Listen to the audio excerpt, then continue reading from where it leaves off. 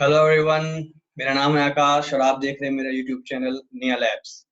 So friends, आज मैं आपके साथ एक इंटरेस्टिंग स्टोरी शेयर करने जा रहा हूँ, उसके बारे में डिस्कशन करने जा रहा हूँ, जो कि मैं रेगुलरली मेरे क्लासरूम में यूज करता हूँ स्टूडेंट्स के साथ इलस्ट्रेशन के लिए, बोथ मैथमेटिक्स में भी और फिजिक्स में भी।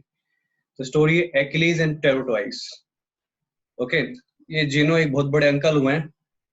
उन्होंने बहुत सारे पैराडॉक्स दिए थे जो आगे चल के फिजिक्स में और मैथमेटिक्स में काफी काम आए, इनके फर्दर डेवलपमेंट के लिए, इवन फिलोसफी में भी बहुत काम आए। सो इनके बारे में ज्यादा बात नहीं कर रहा हूँ, जीनो अंकल के बारे में। इनके बारे में आप डिटेल में पढ़ सकते हैं। तो स्टोरी क्या है, एक्लीज ये ग्रीक गॉड हुए हैं। इनका जो फिगर है वो काफी मार्वलस बताया जाता है। तो हाल फिलहाल में इतना कहना चाहूंगा, सिर्फ इनकी एक क्वालिटी के बारे में डिस्कस करना चाहूंगा कि ये जो एक्लीज हैं ये बहुत सुपर फास्ट स्पीड वाले बंदे, मतलब इनसे तेज कोई दौड़ ही नहीं सकता। और इनके साथ में आर्ग्यू करने के लिए दूसरे बंदे, एक टोर्टवाइस है, कछुआ है, जो कि सुपर स्लो है। बचपन में वो वाली स्टोरी पढ़ी सुनी होगी आपने, हेयर एंड टोर्टवाइस। तो यहाँ पे जो कछुआ है इसका कॉन्फिडेंस उससे भी ज्यादा है। ठीक है, ये उससे भी बड़े वाले को चैलेंज कर रहा है, एक्लीस को चैलेंज कर रहा है रेस के लिए। ठीक है, तो सुनते हैं इसके बारे में। जैसा कि मैंने बताया कि एक्लीस जो है बहुत सुपर फास्ट है और जो टोर्टवाइस है वो स्लो है। तो एक्लीस ने थोड़ा सा क्या तरस खाया टोर्टवाइस के ऊपर, चैलेंज एक्सेप्ट तो कर लिया, और उसने बोला कि यार तुम काम करो, एक हेड स्टार्ट ले लो। मतलब कछुए को बोला तुम थोड़ा सा आगे खड़े हो जाओ, ठीक है, सो दैट के रेस में थोड़ा सा कंपटीशन दिखाई दे, मतलब अनफेयर ना हो टोर्टवाइस के साथ। थोड़ी बहुत देर के लिए रेस होनी चाहिए ना। सो ये मेरे एक्लीज हैं, ग्रीक गॉड, जो कि बहुत फास्ट है। उन्हें बोला गया चलो इनिशियली आप यहाँ पे खड़े हो जाओ, आपकी स्टार्ट लाइन ये है। और जो मेरे टोर्टवाइस है, जो कछुआ है अपना, कुछ नाम दे देते कछुआ का यार, इनका नाम दिया था कछुआ, मान लो अपना टिंकू। कछुए का नाम टिंकू है, टिंकू टॉर्टवाइस। ओके, तो इनको बोला गया कि भैया आप क्या है, हेड स्टार्ट ले लो, थोड़ा आगे खड़े हो जाओ। और वो डिस्टेंस कितना दे दिया मैंने, लेट्स से इनको दे दिया 400 मीटर्स। इनिशियल हेड स्टार्ट दे दिया 400 मीटर्स का। ओके, और लेट्स से इनकी जो स्पीड है दैट इज 20 मीटर पर सेकेंड, और कछुए की स्पीड ले लेते हैं लेट्स से 2 मीटर पर सेकेंड से ये दौड़ते हैं। ओके, तो मेरे को ये निकालना है how much time will Achilles take to overtake tortoise Tinku. Okay, तो अगर मैं फिजिक्स के हिसाब से बात करूं तो आराम से इस प्रॉब्लम को आप सेकंड्स में सोल्व कर सकते हैं। कैसे? सिंपल रिलेटिव वेलोसिटी का फंडा लगाया, दैट टॉर्टोइस की फ्रेम आ जाते हैं। तो एक्लिस की स्पीड क्या हो जाएगी इन frame of tortoise, that will B va minus bt। आराम से लिख लिया आपने 22 माइनस 2 विच इज 20। अब टॉर्टोइस की फ्रेम में जाने का मतलब क्या किया मैंने, इसको रेस्ट पे डाल दिया। ओके, तो टाइम कितना लगेगा ओवरटेक करने में, that time will be 400। Tortoise को लगेगा सारा सारा गैप किसने कवर किया है, एक्लिस ने। तो दैट टाइम विल बी, आप आराम से निकाल सकते हैं, time will be 20 seconds। Okay, with in 20 seconds Achilles will overtake tortoise. ये फिजिक्स के हिसाब से साफ साफ दिखाई देता है, जो कि प्रैक्टिकली होता है एग्जिस्टेंस में। ओके, तो आपको लगा हुआ यार कि इसने जबरदस्ती चैलेंज कर दिया। अगर मैं डिस्टेंस में निकालना चाहूँ कि एक्लिस ने कितना डिस्टेंस कवर किया होगा in overtaking the tortoise, the distance will be equal to, actual में जो हुआ है, the distance will be equal to, Achilles का स्पीड कितना 22, द 20 मैंने टाइम लगाया उसने, तो दैट डिस्टेंस बिकम्स 440 मीटर्स। दिखाई भी देता है कि टॉर्टोइस थोड़ा सा कितना मूव कर जाएगा आगे, 40 मीटर आगे मूव कर जाएगा, और एक्लिस को 440 मीटर्स कवर करना पड़ेगा। तो इसमें पैराडॉक्स जैसी बात किया तो होता ही है।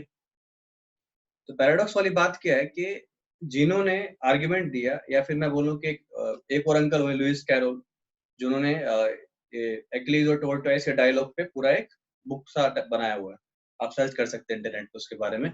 ओके, सो उन्होंने आर्ग्यूमेंट क्या दिया कि भैया लेट्स से टॉर्टोइस इनिशियल यहाँ पे था, अगर एक्लिस को थिंक टोरटॉइस को पकड़ना है तो उसे क्या करना पड़ेगा, ये गैप पूरा करना पड़ेगा, कवर करना पड़ेगा।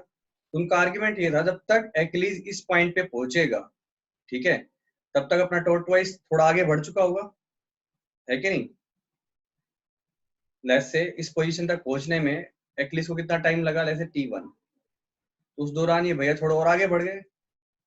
लेट्स से ये डिस्टेंस था इनिशियली जो हमारे पास s1, ये s2, फिर एक्लिस को ये वाला डिस्टेंस और कवर करना पड़ेगा s2, and by the time the Achilles will reach at this point, the tortoise will move ahead by certain distance, let's say s3। अब ये बात पक्का है कि ये डिस्टेंस थोड़ा कम होता जाएगा बट जीरो कभी नहीं होगा, ये बात अपने समझ में आता है। इसका मतलब उस पैराडॉक्स बनाया कैसे गया, स्टेटमेंट क्या दिया गया कि जब भी एक्लिस वो डिस्टेंस कवर करने के लिए आगे बढ़ेगा तो in that particular time the टिंकू tortoise will move ahead by certain amount. Okay, so in that manner the Achilles will never be able to overtake tortoise। समझ पा रहे हैं बात को, कि जैसे ही आप Achilles tortoise वाली पोजीशन पे पहुंचता है, tortoise थोड़ा आगे बढ़ जाएगा, वो वहां पे पहुंचे तब तक tortoise को कुछ और आगे जा चुका होगा, तो इस तरीके से tortoise हमेशा उसके आगे ही रहेगा। ओके, तो इसको मैं कोशिश करके देखें, मैथमेटिकल इसमें क्या आर्ग्यूमेंट दूं मैं कि जो टाइम कितना लगेगा, लगभग डिक्रीजिंग सीरीज बन रही है ना मेरे पास एक तरीके से टाइम की, तो हम इस टाइम को सोल्व करना चाहें। लेट्स से एक्लिस को t1 टाइम कितना लगा, the t1 time is equal to कितना हुआ मेरे पास, initial gap was 400 upon 22।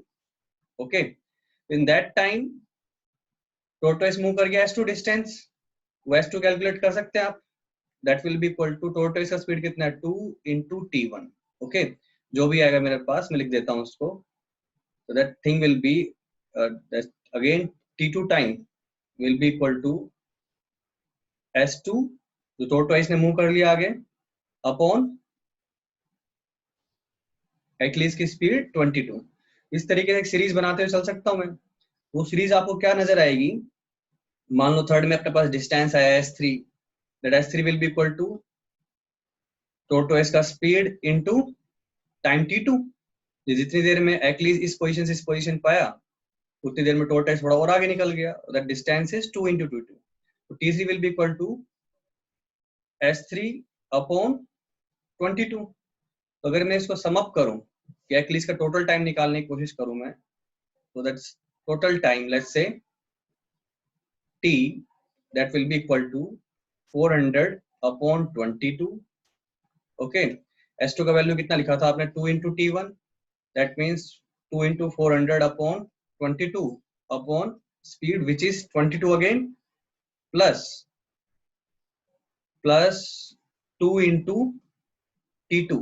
t2 ये आपका पूरा टाइम हो गया, ठीक है, इसको भी पूरा डाल देता हूँ, that will be 2 into 400 upon 22। Repeat हो रहा है, ध्यान से देखिएगा आप, अपॉन 22, ये मेरा पूरा का पूरा क्या है t2 अपॉन एक्लिस की स्पीड प्लस प्लस प्लस, अभी सीरीज चलता जाएगा। तो इसको देखिएगा आप, ये सीरीज बन क्या रहा है मेरे पास, t is equal to 400 upon 22 plus 2 into 400 upon 22 square plus 2 square into 400 upon 22 cube and so on. Next slide पे दिखाता हूँ। तो मेरे पास टाइम की सीरीज क्या बनी, that is 400 upon 22 plus 2 into 400 upon 22 square plus 2 square into 400 upon 22 cube and so on. एक तरीके से आप इसको ध्यान से देखें ना, मैं 400 अपॉन 22 को अगर कॉमन निकाल लूं, ये क्या बन जाएगा मेरे पास, 1 plus 2 by 22 which is 1 by 11 and 2 by 2 22 square which is 1 by 11 square, और ये चलता जाएगा कि नहीं चलता जाएगा, जो कि मेरे पास एक डिक्रीजिंग जीपी है। क्या बन गया मेरे पास एक ये decreasing GP, okay, decreasing infinite GP है, जिसके सम का फॉर्मूला बचपन से पढ़ते आ रहे हैं हम, that is S infinity is equal to a upon 1 minus r. Okay, so ये मेरा a हो गया, r का वैल्यू सबको दिखाई दे रहा है 1 by 11। तो मैं ट्राई करता हूँ कि मेरा जो टाइम कितना आया था याद है आपको? 20 सेकेंड्स आया था। इस सीरीज से भी वही आता है क्या? सो a upon 1 minus r। So answer कितना है मेरे पास? 400 अपॉन 22, 11 अपॉन 10। ओके, तो अगेन मेरे पास सेम आंसर आ रहा है 20 सेकेंड्स। ओके, तो मैथमेटिकली भी कंक्लूड हो रहा है मेरे पास के 20 सेकेंड्स डेफिनेटली फाइनाइट टाइम है मेरे पास जिसमें वो उसको ओवरटेक कर लेगा। Ultimately that sum will be 20 seconds. 20 seconds के अराउंड उसकी जर्नी रहेगी। पर जीनो के आर्ग्यूमेंट के हिसाब से कभी ओवरटेक तो कर ही नहीं पा रहा है। पर मैं यहाँ पे देख सकता हूँ कि बेसिकली मैंने क्या किया, जो 20 सेकेंड का मेरा टोटल टाइम था, जो एक्चुअली को एक्चुअली लग रहा है टोरटॉइस को ओवरटेक करने में, उसको मैंने इनफाइनाइट सेगमेंट्स में डिवाइड कर दिया, जिस वजह से ये मेरे को पैराडॉक्स वैलिड नजर आ रही है, जीनो का आर्ग्यूमेंट वैलिड नजर आ रहा है। द सेम ट्रीटमेंट जो मैंने टाइम के लिए किया है, आप वही ट्रीटमेंट डिस्टेंस के लिए भी कर सकते हैं। ओके, आप निकालना चाहे तो निकाल सकते हैं। मेरे पास क्या था, डिस्टेंस कितना आ रहा था इसका? Total distance was 440 metre actually का, जो उसको टोटल लगेगा। तो आप निकालना चाहें सम करके निकाल सकते हैं आराम से। ये मेरा S1 प्लस S2 S3 ये सीरीज बनाएंगे, ये भी मेरे पास क्या बनेगा, एक इनफाइनाइट जीपी का ही सीरीज बनेगा। ओके, एक इनफाइनाइट जीपी का ही सीरीज बनेगा, और वो आराम से आप कंक्लूड कर पाएंगे कि दैट सेम जीपी उसका सम भी इनफाइनाइट में अगर डिवाइड कर दूं, वो सम भी कितना आता है, सेम फॉर्मूला अप्लाई करके a upon 1 minus r, the sum will turn out to be 440 meters।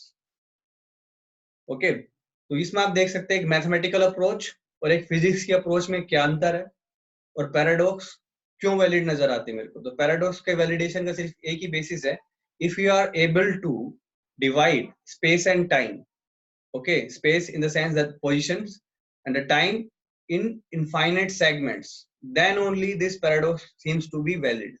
okay, so एक क्वेश्चन के साथ मैं इस वीडियो को एंड कर रहा हूं, क्या ऐसा पॉसिबल है, is it possible to divide space and time in infinite segments? so you can search upon it, you can ponder upon it whether it is possible or not। okay, so thank you for watching my video। if you like this video, please subscribe to my channel and press the bell icon for forthcoming videos। Thank you very much।